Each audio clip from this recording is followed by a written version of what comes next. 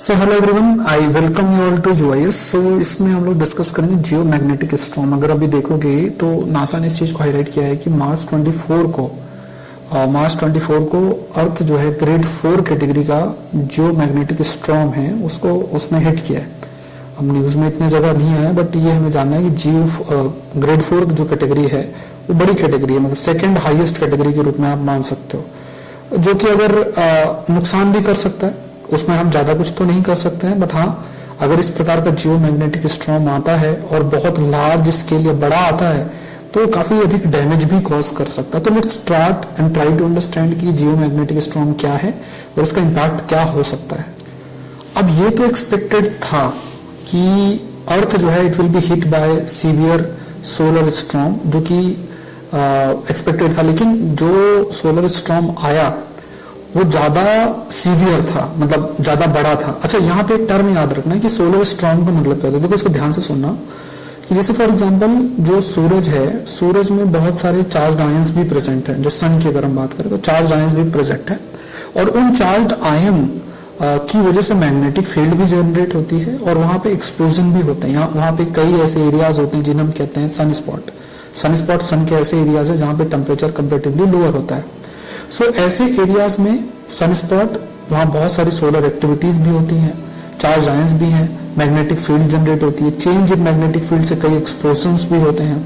Explosion होने के बाद बहुत सारे चार्ज पार्टिकल्स जो है सोलर विंड के फॉर्म में पृथ्वी की तरफ जाते हैं। जैसे मान लो कि गीला कपड़ा है, उस गीले कपड़े को आप झटको ऐसे, तो बहुत से बूंद जो है अगर आप सामने खड़े हो तो आपके मुंह के ऊपर आ जाएंगे, छोटे छोटे बूंद। ऐसे ही जो बूंदे हैं, या बूंदे नहीं, जो पार्टिकल्स हैं सोलर के, वो एक सोलर विंड के फॉर्म में पृथ्वी की तरफ आती है, दूसरे प्लैनेट्स की तरफ भी आते हैं, सिर्फ पृथ्वी की तरफ नहीं आते, दूसरे प्लैनेट्स की तरफ भी आते हैं, और उसे ही हम सोलर स्टॉर्म कहते हैं। अब हमारा जो प्लैनेट है it was hit by really powerful solar storm Friday को मार्च 24 में।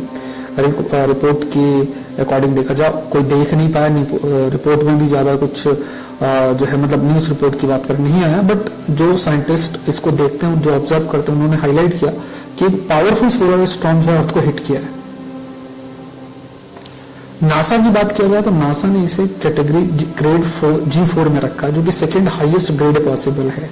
जैसे साइक्लोन्स आते हैं तो एक हाईएस्ट साइक्लोन होता है, उससे जस्ट नीचे वाला साइक्लोन होता है, वो भी बहुत नुकसान करता है। इसी तरीके से इसे सिवियरिटी ग्रेड ऑफ G4 में रखा गया, जो कि सेकंड हाईएस्ट ग्रेड पॉसिबल है।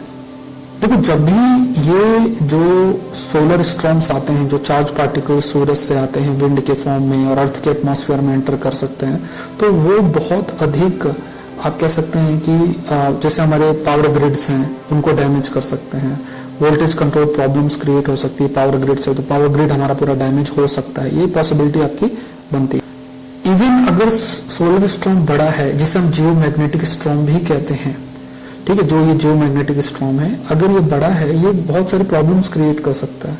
इवन जो स्पेस क्राफ्ट है, जैसे स्पेस क्राफ्ट है यूनिवर्स के अंदर है, अब उसको हम कंट्रोल कहां से करते हैं? हम पृथ्वी से एक कंट्रोल सेंटर होता है, उससे कंट्रोल करते हैं। So it will be very difficult, we can say, हम ये कह सकते हैं कि it will be really very difficult, जिसके तहत हम it will be very difficult, जिसके तहत हम उस सैटेलाइट या स्पेसक्राफ्ट को कंट्रोल कर सकें, क्योंकि काफी बड़ा एक चैलेंजिंग टास्क बन जाता है, क्योंकि पूरा कंट्रोल सिस्टम डैमेज हो सकता है because of these Jio magnetic storm. अब इसमें यह भी है कि जैसे मान लो एक बड़ा जियो मैग्नेटिक स्टॉर्म आता है और उस स्थिति में अगर कोई लॉन्च शेड्यूल्ड है तो उस लॉन्च को डिले करना पड़ता है। जैसे अभी एक लॉन्च होना था बाय कंपनी रॉकेट लैब, उसे अपने लॉन्च को डिले करना पड़ा, it's rocket electron rocket by 90 minutes, जब तक स्टॉर्म कम नहीं हो गया, क्योंकि उसको कंट्रोल करना बहुत मुश्किल हो जाता है। पूरा जिस कंट्रोल सिस्टम के माध्यम से आप सैटेलाइट लॉन्च करते हो वो मुश्किल हो। इसी तरीके से मतलब एक मिशन था जिसका नाम था द बीट गोज ऑन। इसमें 2 सैटेलाइट कवर्ड थे और ये artificial intelligence satellite imagery company black sky करके पूरे अर्थ को जो इमेजेस हैं एआई का इस्तेमाल करते हुए बहुत एडवांस सैटेलाइट उसको लॉन्च करना, तो उसको भी डिले हुआ था because of the Jio magnetic storm. So what is Jio magnetic storm? So generally जो अगर डेफिनेशन देखो, जियो मैग्नेटिक स्टॉर्म का मतलब होता है अर्थ मैग्नेटिक फील्ड का disruption caused by solar emission. जैसे अभी मैंने आपको एक्सप्लेन किया कि बहुत सारे चार्ज आयंस आते हैं सोलर विंड के फॉर्म में और वो इंटरेक्ट करते हैं अर्थ से, अर्थ के मैग्नेटिक फील्ड से। तो ये जो स्थिति बनती है इसे हम जियो मैग्नेटिक स्टॉर्म बोलते हैं। अब यहाँ पे एक शब्द यूज्ड है coronal. Corona basically outer layer है सन का, तो वहां से बहुत सारे पार्टिकल्स जो रिलीज होते हैं, चार्ज पार्टिकल्स रिलीज होते हैं, उन्हें कोरोनल मास इजेक्शन भी कहते हैं। ये हाई स्पीड, बहुत तेजी से ये सोलर स्ट्रीम आके हमारे प्लैनेट तक रीच करते हैं और हमारा जो मैग्नेटिक फील्ड है उससे इंटरेक्ट करता है। जब ये इंटरेक्शन होता है तब कई सारे इवेंट्स होते हैं जिसे हम बोरेलिसिस शब्द भी इस्तेमाल करते हैं। ऑरोरा इवेंट जो है, ऑरोरा शब्द भी इसके लिए इस्तेमाल करते हैं। बहुत जैसे नदन पोल में अगर ये इंटरेक्शन होती है तो बहुत लाइटनिंग सी हो जाती है। सो ऑरोरा बोरेलिसिस ऐसे शब्द का भी हम इस्तेमाल करते हैं।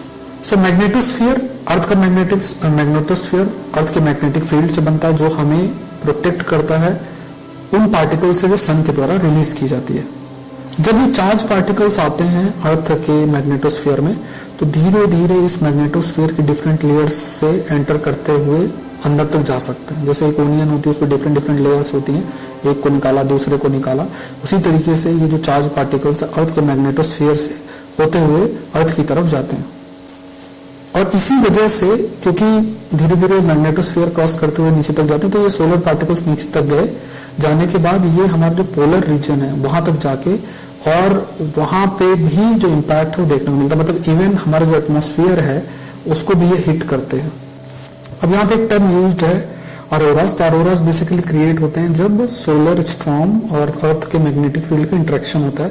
इसमें बहुत बड़ी लाइटनिंग सी होती है, लाइटनिंग होती है। और क्योंकि ये जो सोलर विंड है काफी एंटर होने लग गई है, बिकॉज ऑफ दैट इवन ये जो अरोरा इवेंट वहां भी विजिबल होने लग गए जहां पहले विजिबल नहीं थे। सो इज इट पॉसिबल कि हम जो ये सोलर स्टॉर्म है इसको प्रेडिक्ट कर सकते हैं?